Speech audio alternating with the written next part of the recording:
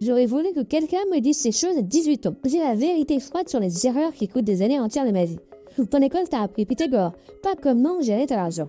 Ton prof n'a jamais vécu dans le monde réel. Et les réseaux sociaux te vendent soit les gens du luxe, soit les gens que tout va bien. Aujourd'hui, on arrête les conneries. On voit les choses stupides que la majorité des jeunes font entre 18 et 30 ans. T'as 22 ans, premier vrai job, premier salaire, et qu'est-ce que tu fais? Un Nike à 180 €, l'iPhone, le dernier modèle. Uber Eats, 80 par semaine. Sortie tous les week-ends. Fin du mois, 47 € sur ton compte.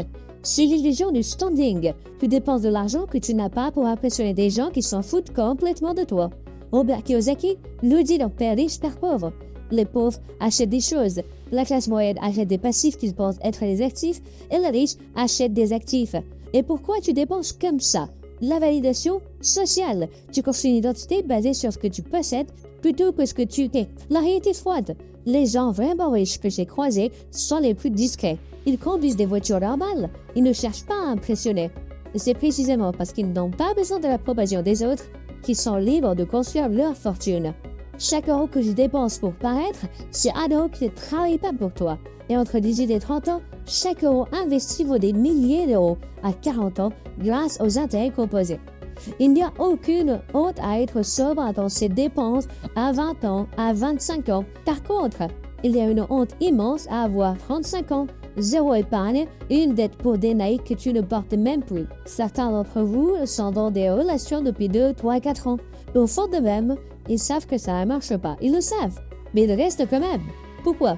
La peur de la solitude, le confort de la routine et surtout le sunk cost fallacy, le fait de continuer quelque chose de mauvais simplement parce qu'on est déjà investi du temps. Et entre 18 et 30 ans, c'est catastrophique. C'est tes meilleures années. C'est là que tu construis les fondations de tout ce que tu seras. Si une partie significative de ton énergie est engloutie dans une relation toxique, tu perdras ces années. Je ne parle pas de fuir à la bande de difficulté. Je parle de la relation où tu te sens constamment diminué, où tes ambitions sont ridiculisées, où tu es moins toi-même que quand tu étais seul.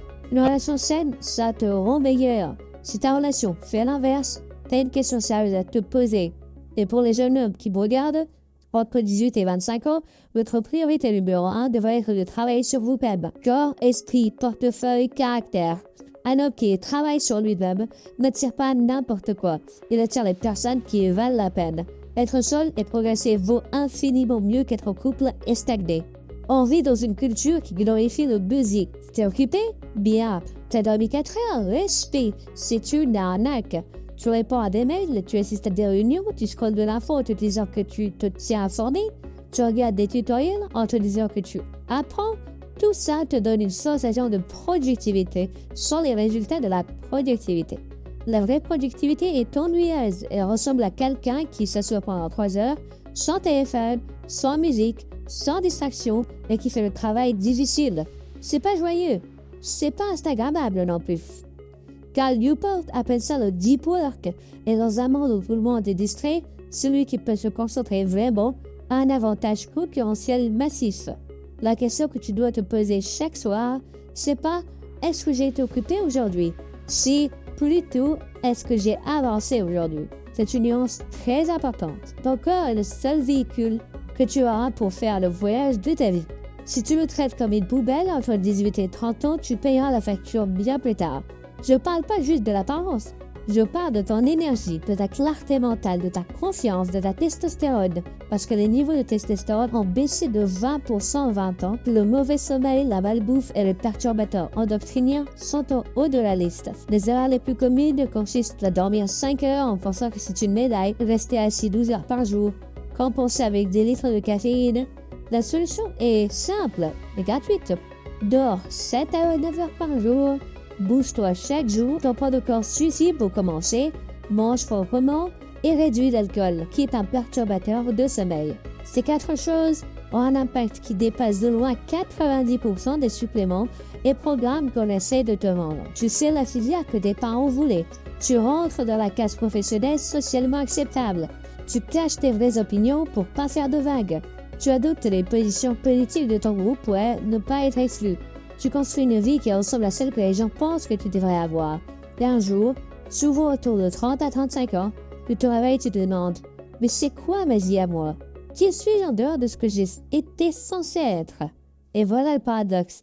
Les gens qui vivent le plus pour l'approbation des autres sont les moins appréciés sur le long terme. Parce qu'une personne sans opinion propre, sans cap propre, cette personne n'a aucun magnétisme. Marc Aurèle, dans ses méditations, dit en substance, commence par savoir ce que tu veux être, puis fais en conséquence.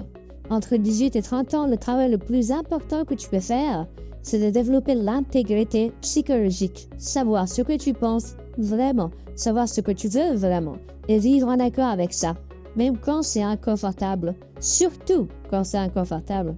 Cette erreur est la plus destructrice. En grandit dans des sociétés où l'éducation financière est quasi inexistante. En France ou en Belgique, on t'apprend la Révolution française et les équations du second degré, mais personne ne t'explique ce qu'est l'inflation et pourquoi elle te vole ton pouvoir d'achat chaque année. Personne ne t'explique la différence entre un actif et un passif. Pourquoi ton argent sur un compte courant à 0,5% alors que l'inflation est à 3%. C'est littéralement perdre de l'argent. Et ce qui rend cette erreur particulièrement cruelle, c'est qu'elle est invisible. L'argent que tu n'as pas investi à 22 ans, tu ne le verras jamais. Il n'existe que dans un futur alternatif où tu aurais pris les bonnes décisions. Et c'est pour ça que c'est si facile de le remettre à plus tard. Concrètement, premier niveau, lis un livre. Je te recommande le livre Père riche, Père pauvre de Kiyosaki pour les bases. L'investisseur intelligent de Benjamin Graham pour aller plus loin. Pour aller au deuxième niveau, il faut comprendre les véhicules d'investissement de ton pays. En France, le PEA et l'assurance vie. Chaque pays a ses instruments. Le troisième niveau est qu'il faut commencer. Même avec 50 € par mois, l'objectif c'est l'habitude et le mécanisme.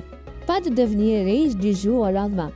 Et situé en Afrique francophone, le continent le plus jeune du monde, le plus grand potentiel de croissance de la planète, l'éducation financière dans ta communauté, c'est le levier le plus puissant pour une transformation réelle. Ce n'est pas l'aide internationale, ce n'est pas les discours, c'est les individus qui comprennent l'argent et qui en créent pour leur communauté. Retiens ceci, les 20 ans ne sont pas l'âge de l'insouciance, c'est l'âge de la fondation. Tout ce que tu construis ou tout ce que tu négliges entre 18 et 30 ans détermine la trajectoire du reste de ta vie. Ce n'est pas une exagération, de la biologie, de l'économie et de la psychologie réunies. Et si tu as 22 ans, 25 ans, 27 ans, et que tu reconnais certaines de ces erreurs dans ta vie, il n'est pas trop tard. Le meilleur moment pour planter un arbre, c'était il y a 20 ans. Le deuxième meilleur moment, c'est aujourd'hui. La connaissance est une arme, et maintenant, tu en as un peu plus. Abonne-toi, partage cette vidéo, et moi je te dis à la prochaine.